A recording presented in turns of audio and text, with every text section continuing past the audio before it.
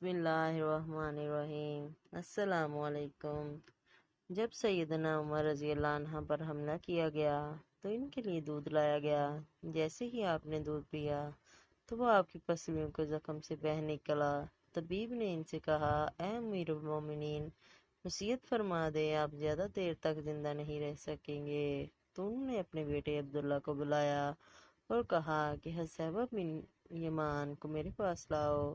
حذیفہ بن یمان حاضر ہو گئے۔ یہ وہ صحابی ہیں جنہیں نبی کریم صلی اللہ علیہ وسلم نے منافقین کے ناموں کی فہرست عطا کی تھی۔ ان ناموں کے بارے میں اللہ پاک، اس کے رسول صلی اللہ علیہ وسلم اور حذیفہ بن یمان کے علاوہ کوئی نہیں جانتا تھا۔ حضرت عمر رضی اللہ عنہ نے پوچھا، جبکہ خون ان کی پسلیوں سے بہہ رہا تھا، کہ اے حذیفہ بن یمان، میں آپ کو اللہ کی قسم دے کر کہتا ہوں، کیا اللہ کے رسول صلی اللہ علیہ وسلم نے میرا نام منافقین کے ناموں میں لیا ہے یا نہیں؟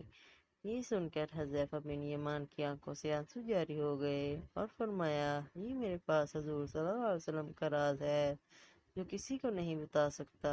آپ نے پھر پوچھا، خدا کے لیے مجھے اتنا بتا دیں، اللہ کے رسول صلی اللہ علیہ وسلم نے میرا نام شامل کیا ہے یا نہیں؟ حذیفہ بن یمان کی ہچکی بند گئی اور کہتے ہیں، اے عمر، میں صرف آپ کو بتا رہا ہوں، اگر آپ کی جگہ کوئی اور ہوتا تو میں کبھی بھی اپنی زبان نہ کھولتا، اور وہ بھی صرف اتنا بتاتا کہ رسول صلی اللہ علیہ وسلم نے اس میں آپ کا نام شامل نہیں کیا۔ حضرت عمر رضی اللہ عنہ نے اپنے بیٹے عبداللہ سے کہا کہ دنیا میں میرے لیے ایک چیز باقی رہ گئی ہے۔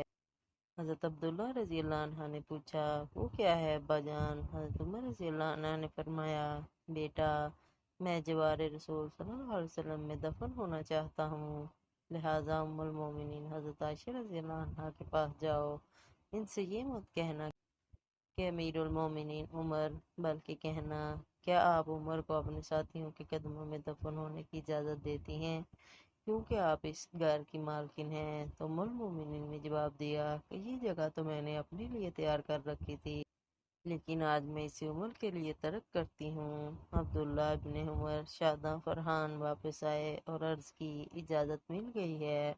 عبداللہ ابن عمر نے دیکھا کہ حضرت عمر رضی اللہ عنہ کا رخسار مٹی پر پڑا ہے تو انہوں نے آپ کا چہرہ اٹھا کر اپنی گود میں لے لیا۔ حضرت عمر رضی اللہ عنہ نے اپنے بیٹے کی طرف دیکھا اور فرمایا کہ کیوں تم میرا چہرہ مٹی سے بچانا چاہتے ہو؟ عبداللہ ابن عمر نے کہا، ابا جان، لیکن حضرت عمر رضی اللہ عنہ نے بات کاٹتے ہوئے فرمایا کہ اپنے باپ کا چہرہ مٹی سے لگنے دو، بربادی ہے عمر کے لیے اگر کل اللہ پاک نے اسے نہ بخشا۔ حضرت عمر رضی اللہ عنہ اپنے بیٹے کو یہ وصیت فرما کر موت کی آغوش میں چلے گئے، اے میرے بیٹے، میری میت مسجد نبوی میں لے جانا اور میرا جنازہ پڑھنا، اور حذیفہ بن یمان پر نظر رکھنا، اگر وہ میرے جنازے میں شرکت کرے تو میری میت روضہ رسول کی طرف لے جانا، اور میرا جنازہ روضہ رسول صلی اللہ علیہ وسلم کے دروازے پر رکھ کر دوبارہ اجازت طلب کرنا اور کہنا، اے ام المومنین، آپ کا بیٹا عمر، یہ مت کہنا کہ امیر المومنین، ہو سکتا ہے میری زندگی میں مجھ سے حیا کی وجہ سے اجازت دی گئی ہو، اگر اجازت فرما دیں تو دفن کرنا، ورنہ مجھے مسلمانوں کے قبرستان میں دفن کر دینا۔ عبداللہ ابن عمر کی نظریں حذیفہ بن یمان پر تھیں۔ وہ کہتے ہیں کہ میں حذیفہ بن یمان کو ابا جان کی نماز جنازہ پر دیکھ کر بہت خوش ہوا، اور ہم جنازہ لے کر روضہ رسول صلی اللہ علیہ وسلم کی طرف چلے گئے۔ دروازے پر کھڑے ہو کر میں نے کہا، اے ہماری ماں، آپ کا بیٹا عمر دروازے پر ہے، کیا آپ تدفین کی اجازت دیتی ہیں؟ ام المومنین نے جواب دیا، مرحبا یا عمر، عمر کو اپنے ساتھیوں کے ساتھ دفن ہونے پر مبارک ہو۔ ام المومنین نے اپنی چادر سمیٹی اور روضہ رسول صلی اللہ علیہ وسلم سے باہر نکل آئیں۔